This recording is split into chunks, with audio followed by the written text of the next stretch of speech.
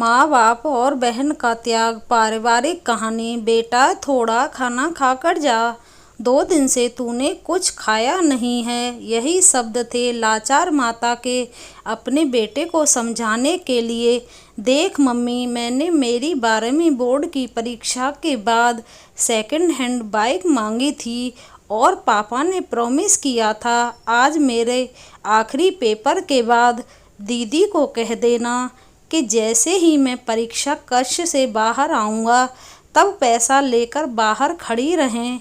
मेरे दोस्त की पुरानी बाइक आज ही मुझे लेनी है, और हाँ, यदि दीदी वहाँ पैसे लेकर नहीं आई तो मैं घर वापस नहीं आऊँगा।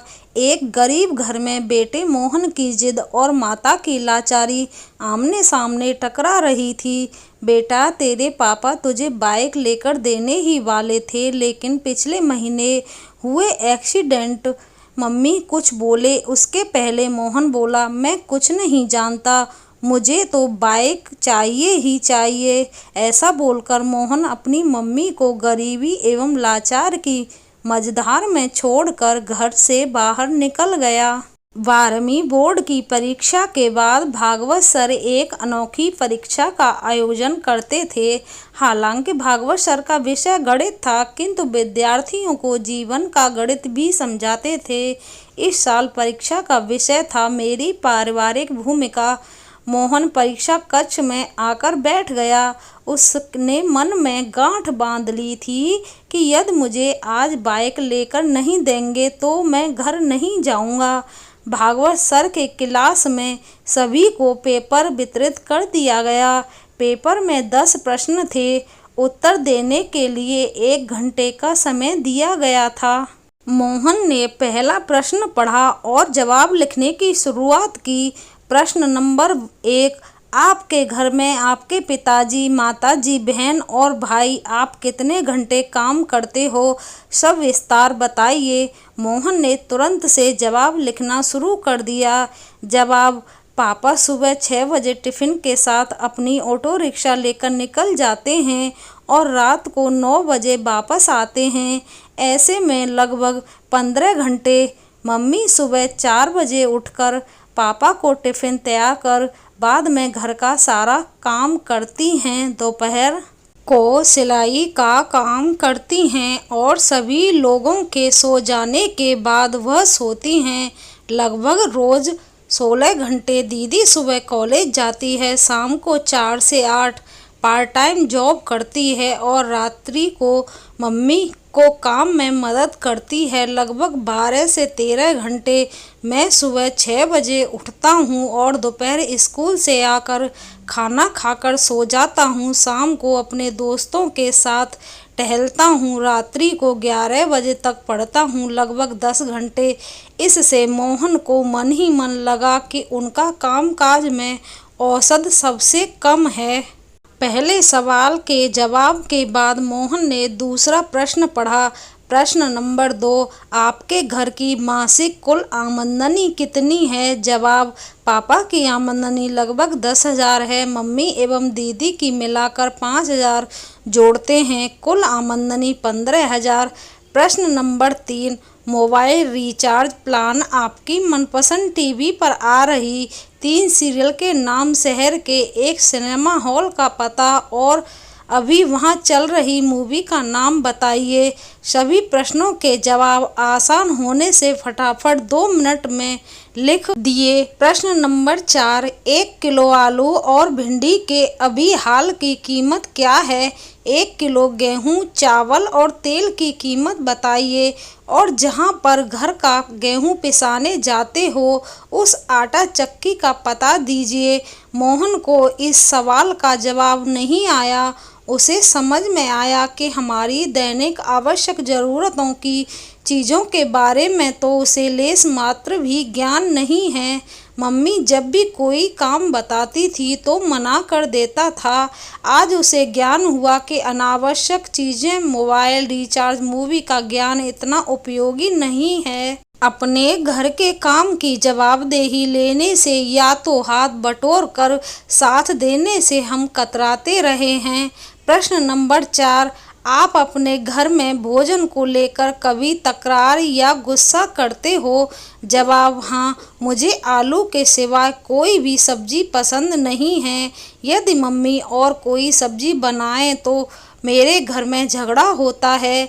कभी मैं बगैर खाना खाए उठ खड़ा हो जाता हूँ।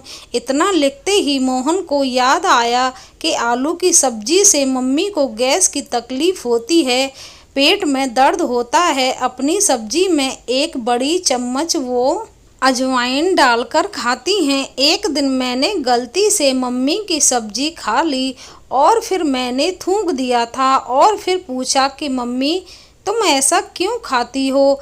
तब दीदी ने बताया था कि हमारे घर की स्थिति इतनी अच्छी नहीं है कि हम दो सब्जी बनाकर खाएं। तुम्हारी जिद के कारण मम्मी बेचारी क्या करें। मोहन ने अपनी यादों से बाहर आकर अगले प्रश्न को पढ़ा। प्रश्न नंबर 6, आपने अपने घर में की हुई आखिरी जिद के बारे में लिखिए। मोहन ने जवाब लिखना शुरू किया। मेरी बोर्ड की परीक्षा पूर्ण होने के बाद दूसरे ही दिन बाइक के लिए जिद की थी। पापा ने कोई जवाब नहीं दिया था। मम्मी ने समझाया कि घर में पैसे नहीं हैं, लेकिन मैं नहीं माना। मैंने 2 दिन से घर में खाना भी छोड़ दिया है। जब तक बाइक नहीं लेकर दोगे मैं खाना नहीं खाऊंगा और आज तो मैं वापस घर नहीं जाऊंगा कह के निकला हूँ। अपनी जिद का प्रामाणिकता से मोहन ने जवाब लिखा। प्रश्न नंबर 7, आपको अपने घर से मिल रही पॉकेट मनी का आप क्या करते हो? आपके भाई बहन कैसे खर्च करते हैं?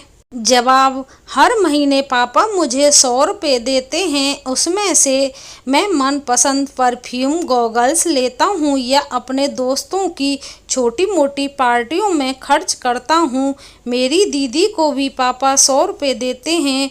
वो खुद कमाती हैं और पगार के पैसे से मम्मी को आर्थिक मदद करती हैं। हाँ, उसको दिए गए पॉकेट मनी को वो गल्ले में डालकर बचत करती हैं। उसे कोई मौज शौक नहीं है क्योंकि वो कंजूस भी है। प्रश्न नंबर 8, आप अपनी खुद की पारिवारिक भूमिका को समझते हो? प्रश्न अटपटा और जटिल होने के बाद भी मोहन ने जवाब लिखा। परिवार के साथ जुड़े रहना, एक दूसरे के प्रति समझदारी से व्यवहार करना एवं मदद रूप होना चाहिए और ऐसे अपनी जवाबदेही निभानी चाहिए। यह लिखते लिखते ही अंतरात्मा से आवाज़ आई कि अरे मोहन, तुम खुद अपनी पारिवारिक भूमिका को योग्य रूप से निभा रहे हो। और अंतरात्मा से जवाब आया कि ना, बिल्कुल नहीं। प्रश्न नंबर 9, आपके परिणाम से आपके माता पिता खुश हैं? क्या वह अच्छे परिणाम के लिए आपसे जिद करते हैं, आपको डांटते रहते हैं? इस प्रश्न का जवाब लिखने से पहले ही मोहन की आंखें भर आईं। अब वह परिवार के प्रति अपनी भूमिका बराबर समझ चुका था। लिखने की शुरुआत की।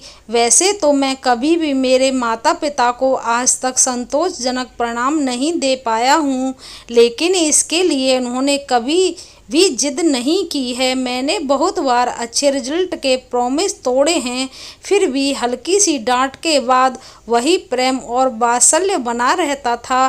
प्रश्न नंबर 10, पारिवारिक जीवन में असरकारक भूमिका निभाने के लिए इस वैकेशन में आप कैसे परिवार को मदद रूप होंगे? जवाब में मोहन की कलम चले इससे पहले उनकी आंखों से आंसू बहने लगे और जवाब लिखने से पहले ही कलम रुक गई।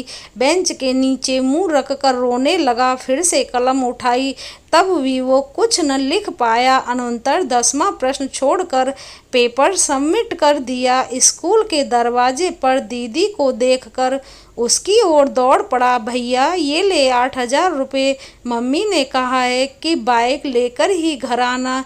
दीदी ने मोहन के सामने पैसे धर दिए। कहाँ से लाई ये पैसे?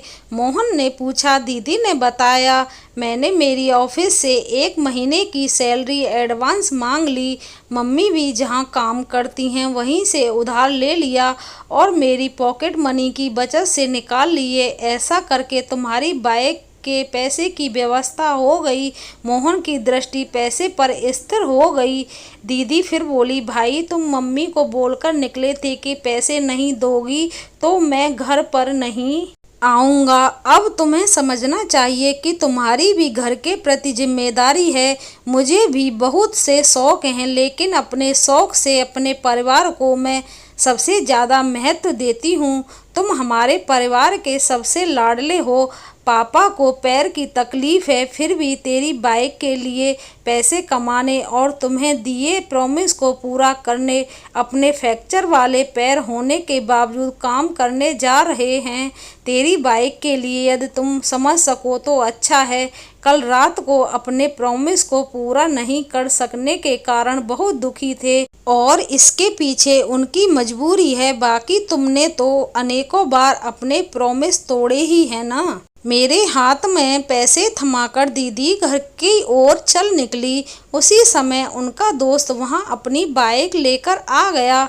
अच्छे से चमका कर ले आया था। ले मोहन, आज से ये बाइक तुम्हारी।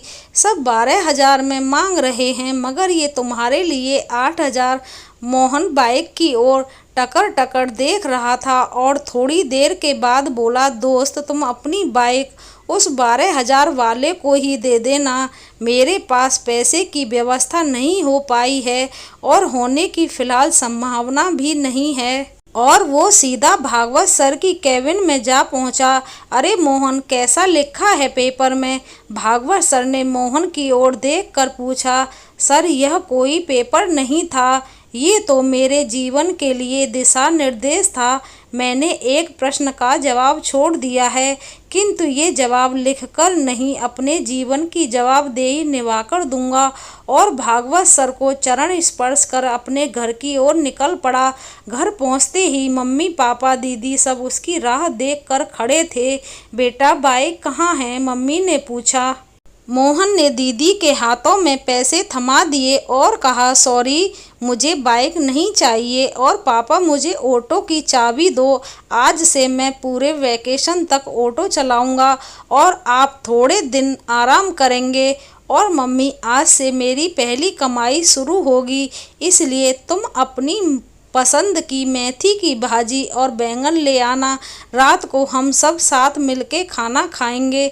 मोहन के स्वभाव में आए परिवर्तन को देखकर मम्मी उसको गले लगा लिया और कहा कि बेटा, सुबह जो कहकर तुम गए थे वो बात मैंने तुम्हारे पापा को बताई थी और इसलिए वो दुखी हो गए। काम छोड़कर वापस घर आ गए। भले ही मुझे पेट में दर्द होता हो, लेकिन आज तो मैं तेरी पसंद की ही सब्जी बनाऊंगी।